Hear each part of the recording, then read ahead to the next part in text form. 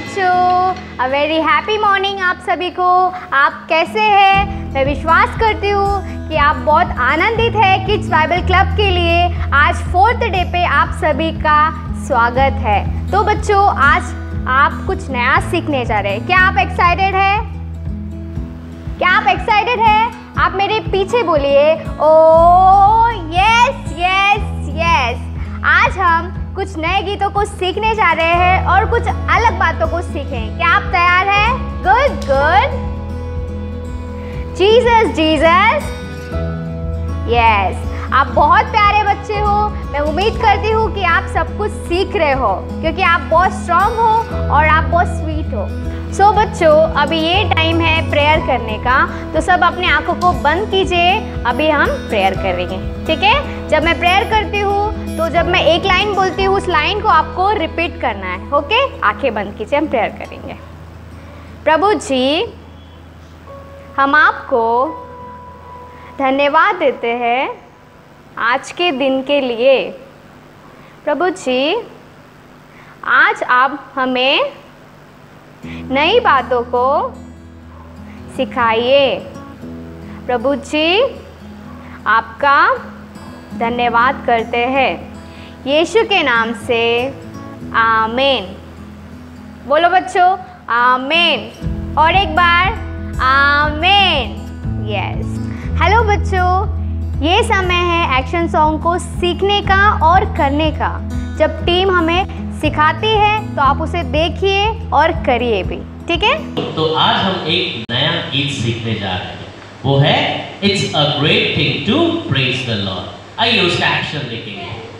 It's a great thing to praise the Lord. It's a great thing to praise the Lord. It's a great thing to praise the Lord.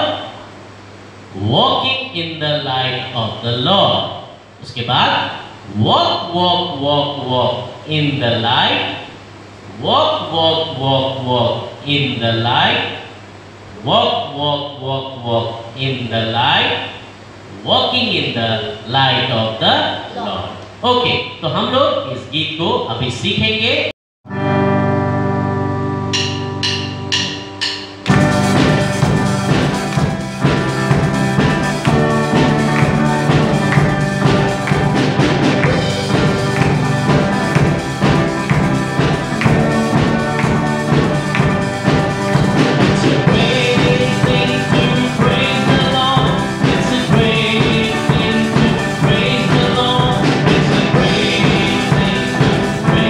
Lord.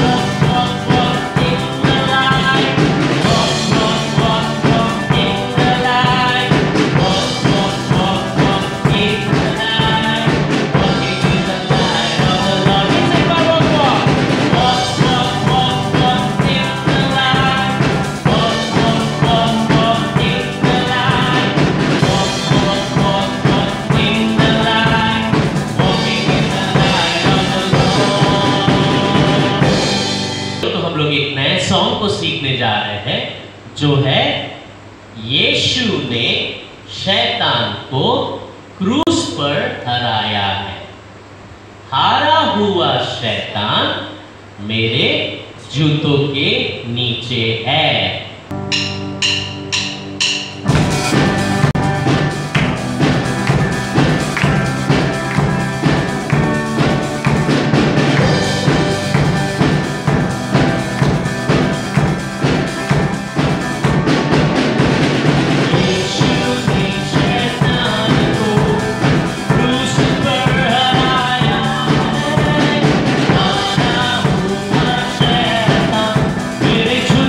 के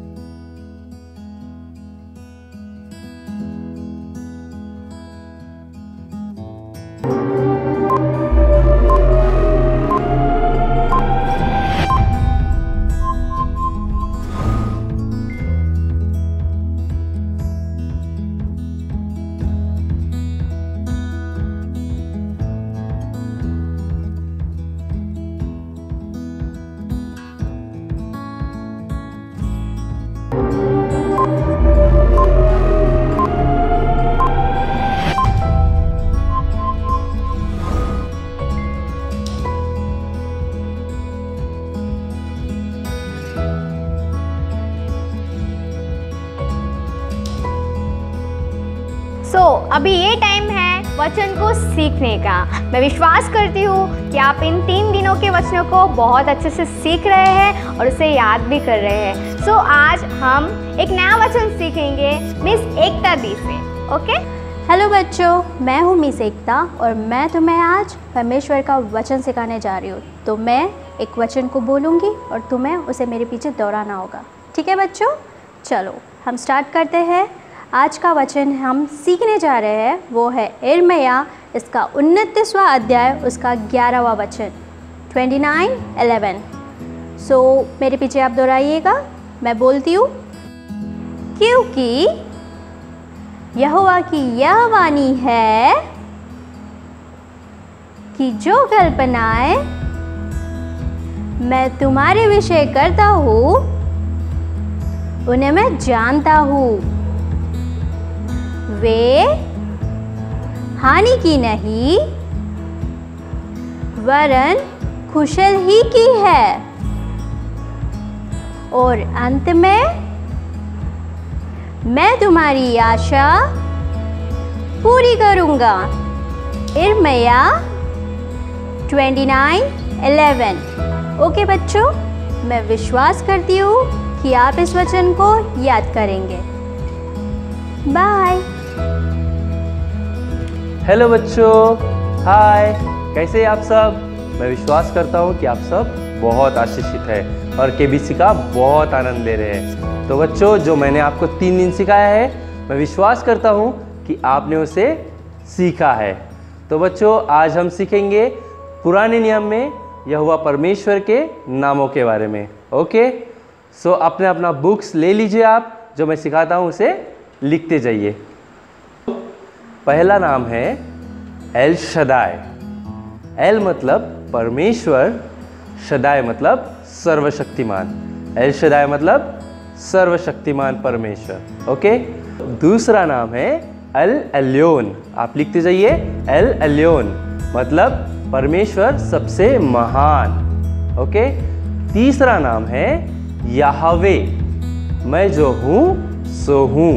लिखते जाइए, मैं जो हूँ सो हूँ। चौथा नाम है यहोवा राफा। यहोवा राफा, चंगा करने वाला। ओके? चंगा करने वाला। तो बच्चों, 5वां नाम है यहोवा शालोम। लिखिए, यहोवा शालोम, शांति देने वाला। उसके आगे लिखिए, शांति देने वाला। तो 6वां नाम है यहोवा निस्सी। लिखिए, यहोवा निस्सी, परमेश्वर जय का झंडा। ओके? परमेश्वर जय का झंडा। 7वां नाम है यहोवा ईरे।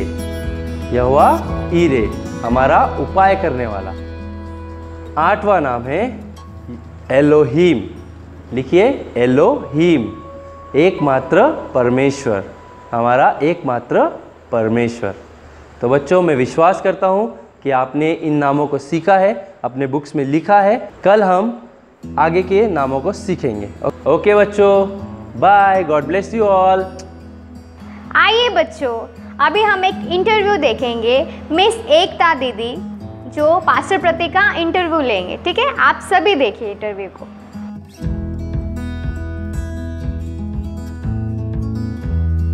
प्रेज लॉर्ड बच्चों, मैं हूँ मिस एकता और मैं आपका चिल्ड्रंस टॉक शो में स्वागत करती हूँ। मैं विश्वास करती हूँ कि आप इस शो के द्वारा आशीष को ज़रूर पाएंगे। हमारे साथ है पास्टर प्रतीक परागे और मैं उनसे बच्चों के बारे में जानना चाहूँगी जिससे आपको आपके फ्यूचर में ज़रूर इसका फ़ायदा हो। सो आज हमारे साथ है पास्टर प्रतीक परागे। पास्टर प्रतीक परागे, मैं आपका चिल्ड्रंस टॉक शो में स्वागत करती हूँ। सो मैं आपसे जानना चाहती हूँ कि आप बच्चों में इतना इंटरेस्ट क्यों लेते हैं? देखिए, कैसा है, बच्चे जो है ये मैं विश्वास करता हूँ कि ये परमेश्वर के द्वारा दिए हुए एक तोहफ़ा है। और मतलब बच्चे स्पेशल होते हैं और मुझे बच्चों से बहुत प्यार है और उनके लिए मेरे मन में प्रभु यीशु मसीह ने एक अलग ही उनके प्रति एक भावना डाली है। तो क्योंकि बच्चे एक कोमल क्या कहेंगे, एक कोमल होते हैं। आप उनको जैसे बनाओ, है ना, वो वैसे ही बनते जाएंगे। आप उन्हें जो सिखाओ वो वैसे ही सीखते जाएंगे, है ना। बच्चे प्रीशियस होते हैं और इम्पॉर्टेंट होते हैं लाइफ में, माँ बाप के लिए, है ना। बहुत सारे लोग ऐसे जिनको बच्चे नहीं हैं, पर बहुत सारे ऐसे पेरेंट्स हैं जिनको बच्चे हैं। और बच्चे जो है ये परमेश्वर के द्वारा दिए हुए भेंट है। और बच्चे जो होते हैं, मुझे क्यों इतना इंटरेस्ट है बच्चों में, क्योंकि मेरा जो बचपन है वो बहुत सारे बच्चों के साथ गया है। और जैसे मैं बढ़ रहा था और जैसे मैं 9th 10th कॉलेज के लाइफ में मुझे बहुत इंटरेस्ट था कि मैं बच्चों के साथ ही समय बिताऊं, उनको सिखाऊं, उनको पढ़ाऊं, उनको इंस्ट्रूमेंट सिखाऊं। ये मेरे एक ऐसा, मुझे बहुत खुशी होती थी बच्चों के साथ मुझे सिखाने में और उनके साथ समय बिताने में। और मैंने मुझे ऐसा लगता था कि मेरा लाइफ बच्चों के लिए ही है, मेरा लाइफ बच्चों के लिए ही है। और इतना इंटरेस्ट इसलिए आता गया क्योंकि मैं उनसे जल्दी कनेक्ट हो जाता हूँ, मैं उनको समझ सकता हूँ, उनकी भावनाओं को जल्दी से जल्दी पहचान सकता हूँ। आपको बहुत पसंद है, इसका मतलब बहुत बच्चों से बहुत प्यार है। बहुत पसंद है। तो बच्चों, आप सुन रहे हो, चाहे वो मतलब मुझे किसी कास्ट और ऐसा कुछ भी नहीं है कि ये वो कास्ट है, किसी कास्ट से मुझे कोई फ़र्क नहीं पड़ता। पर मुझे कोई भी बच्चा हो, चाहे वो अमीर हो, गरीब हो, मिडिल क्लास हो, चाहे कोई भी हो, मुझे हर बच्चा पसंद है। इसलिए आज मैं पास्टर तो हूँ, पर साथ में एक स्कूल में भी जॉब करता हूँ, बच्चों को वहाँ पर पढ़ाता भी हूँ मैं। यस बच्चों, जैसे पास्टर साहब ने कहा कि उनको बहुत पसंद है बच्चे, वैसे ही यीशु मसीह भी बच्चों से बहुत प्यार करता है ना। तो हम इसका भी जवाब इनसे सुनना चाहते हैं कि यीशु मसीह बच्चों से कैसे और क्यों प्यार करते हैं। ओके, सो ये बहुत इंटरेस्टिंग सवाल आपने पूछा कि प्रभु यीशु बच्चों से क्यों प्यार करते हैं, है ना। एक बाइबल में एक छोटा सा इंसिडेंस है जहाँ पर प्रभु यीशु मसीह बच्चों से कहते हैं कि, मतलब लोगों से कहते हैं कि बच्चों को मेरे पास आने दो और उन्हें मना मत करो। मतलब प्रभु यीशु मसीह को बच्चों में बहुत इंटरेस्ट है। और इतना ही नहीं कि बाइबल में क्या लिखा हुआ है कि शमूएल छोटा ही था, है ना, एक छोटा बच्चा था, तभी परमेश्वर ने शमूएल को आवाज़ दी। ठीक है। और क्योंकि प्रभु यीशु मसीह इस संसार में आया, तो वो तो इस दुनिया के लिए आया ही आया, पर साथ में वो बच्चों के लिए आया कि वो बच्चों से बहुत प्रेम करें। और वो बच्चों, मैं आपसे भी कहना चाहता हूँ, आप जो मुझे देख रहे हो, कि प्रभु यीशु मसीह आपसे बहुत प्यार करता है और आपके फ्यूचर के लिए वो मतलब हमेशा आपके फ्यूचर की चिंता, प्रभु यीशु मसीह आपके फ्यूचर की चिंता करता है। तो मैं यही कहना चाहूँगा कि प्रभु इंटरेस्ट लेता है, बहुत इंटरेस्ट लेता है बच्चों में, है ना। इसलिए कहता है कि उन्हें मेरे पास आने दो और उन्हें मना मत करो, है ना। सो इस इंटरेस्ट है करके वो कहता है कि मेरे पास आने दो। एक बार तो बाइबल में ऐसा लिखा हुआ है कि बहुत सारे लोग थे और उन लोगों को प्रभु यीशु मसीह थे खाना देने के लिए, पर किसी के पास, इतने लोग होने के बाद भी लोगों के पास मतलब पैसे कम थे कि हम इतने लोगों को कैसे खाना खिलाएं। तो जब यीशु मसीह के चेले जब वो खाना ढूंढते हैं तो 5 रोटी और 2 मछली एक छोटे बच्चे के पास ही मिलती है। सो वो बच्चा क्या करता है, वो बच्चा अपनी 5 रोटी 2 मछली प्रभु यीशु मसीह को देता है और बाइबल में लिखा हुआ है कि वो उसको धन्यवाद देकर वो लोगों को बांटना शुरू करता है। और बाइबल में लिखा है कि 5000 पुरुषों ने उस रोटी और 2 मछली को खाया। और वैसे ही उतना ही नहीं, 12 टोकरियाँ भी बच गई। अब मुझे ऐसा लगता है कि जो 12 टोकरियाँ बची हुई थी, वो जिसने दिया, मतलब जिस बच्चे ने दिया, उस बच्चे को शायद वो 12 टोकरियाँ उसके घर तक वापस पहुंचा दी गई होगी। मतलब इंटरेस्ट के साथ प्रभु ने बच्चों से ये किया। तो इसलिए प्रभु जो है बच्चों में बहुत मतलब इंटरेस्ट रखता है। यिर्मयाह 29:11 में क्या लिखा है कि मैं तुम्हारे लिए योजना बनाता हूँ और वो योजना हानि की नहीं परंतु लाभ और कुशलता की है लिखा। तो बच्चों के लिए परमेश्वर के पास ने क्या बहुत अच्छी योजनाएं हैं और वो योजना हानि की नहीं है कि बच्चे नाश हो जाए या उनका फ्यूचर ख़राब हो जाए या ऐसा नहीं। यीशु के पास जो योजनाएं हैं वो बहुत अच्छी है। तो मैं आपको भी बोलना चाहता हूँ बच्चों कि प्रभु यीशु मसीह के पास जो आपके लिए योजनाएं हैं वो बहुत अच्छी योजनाएं हैं। अच्छा फ्यूचर है ना, अच्छा लाइफ है। हाँ, लाइफ में अप्स एंड डाउन्स रहेंगे, थोड़े बहुत स्ट्रगल्स रहेंगे, पर जब हम प्रभु यीशु मसीह के साथ जब हम चलेंगे, जब प्रभु यीशु मसीह के साथ हम रहेंगे तो उस स्ट्रगल में से भी हम पार जाने की ताकत हमें प्रभु देता है। ऐसा नहीं कि हमारे जीवन में अप्स एंड डाउन्स नहीं आएंगे या स्ट्रगल्स नहीं आएंगे। स्ट्रगल है, हमें पढ़ना पड़ेगा, हमें क्या कहते हैं उसे मेहनत करना पड़ेगा, हमें अपना एजुकेशन करना पड़ेगा, सब करना पड़ेगा।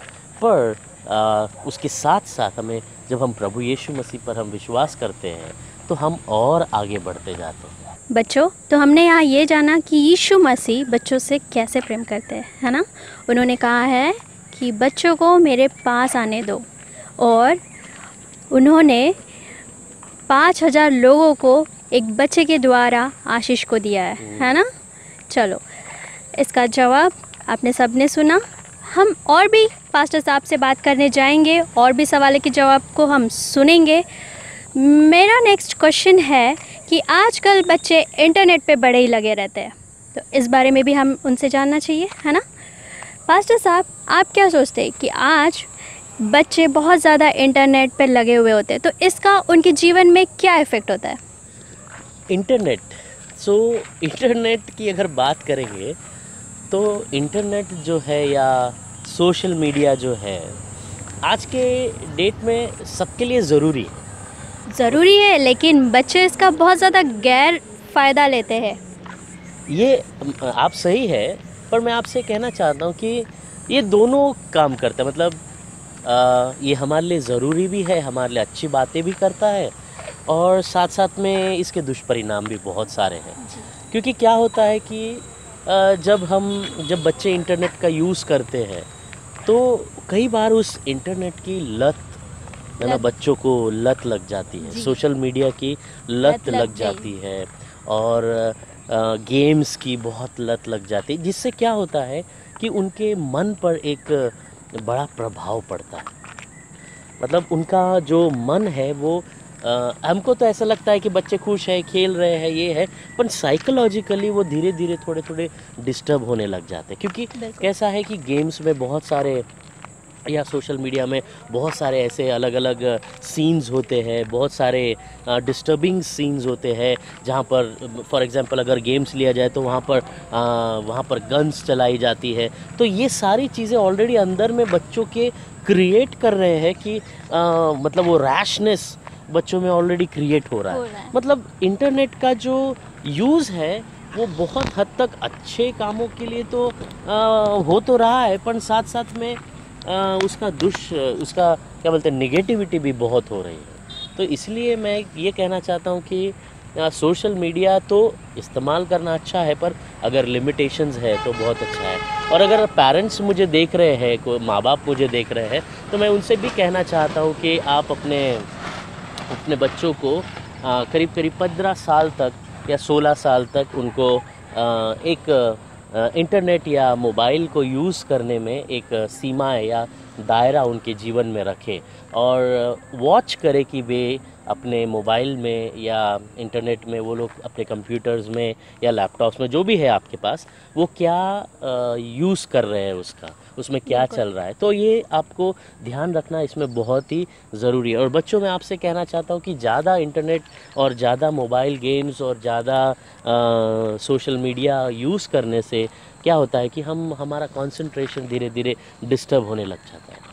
ये बहुत मतलब गलत परिणाम। हाँ, उसका फ़ायदा भी ये है कि क्या कहेंगे, उसमें से हम बहुत एजुकेशनल वीडियोस भी देख सकते हैं, है ना, और बहुत सारे प्रॉब्लम, मैथमेटिक्स के प्रॉब्लम भी सॉल्व कर सकते हैं, अच्छे वीडियोस भी हमको मिलते हैं, अच्छे मतलब बहुत सारी अच्छी चीज़ें भी उसमें हैं। पर अच्छी चीज़ें जल्दी अट्रैक्ट नहीं होती जितनी नेगेटिव चीज़ें ज़्यादा अट्रैक्ट होती हैं। Exactly. तो बच्चे पॉजिटिव चीज़ें जल्दी लेने से पहले नेगेटिव चीज़ें जो है वो जल्दी से ग्रैप्स कर लेते हैं। तो उससे क्या हो जाता है, वो नेगेटिविटी उनके अंदर आने लग जाती है, वो धीरे धीरे साइकोलॉजिकली थोड़े से डिस्टर्ब भी होने लगते हैं। तो इसलिए मैं ये सजेस्ट करना चाहता हूँ आज के बच्चों से या जो मुझे देख रहे हैं कि आप सोशल मीडिया या इंटरनेट का या मोबाइल का सबका इस्तेमाल करिए, पर एक लिमिटेशन अपने अगर कंट्रोल अगर आपने रखा तो आपके लिए वो एक ब्लेसिंग है। अदरवाइज़ वो आपको डिस्ट्रॉय करने के लिए कभी भी पीछे नहीं हटेगा। तो इसलिए उसका सही तरीके से इस्तेमाल करना चाहिए। या बच्चों, हमने जाना कि जैसे इंटरनेट का एक अच्छा यूज़ भी कर सकते हैं हम और एक नेगेटिव यूज़ भी कर सकते हैं, मतलब अच्छा इस्तेमाल भी कर सकते हैं और बुरा इस्तेमाल भी।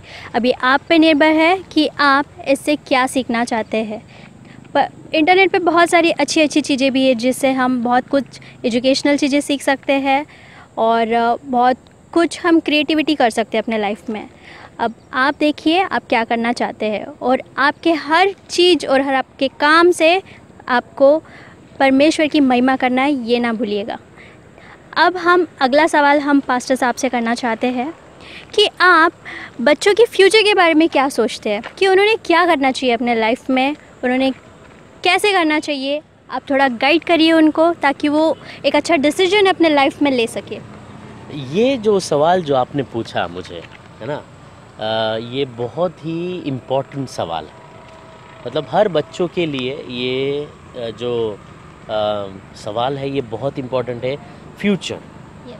मतलब जब मैं छोटा था तब मैं हमेशा ये सोचता था मेरा फ्यूचर क्या होगा, मेरा फ्यूचर में कौन सा जॉब करूँगा, मैं कहाँ रहूँगा, एक अलग सा डर नहीं क्या मेरे मन में लगा रहता था। तो मैं आप बच्चों से ये कहना चाहता हूँ कि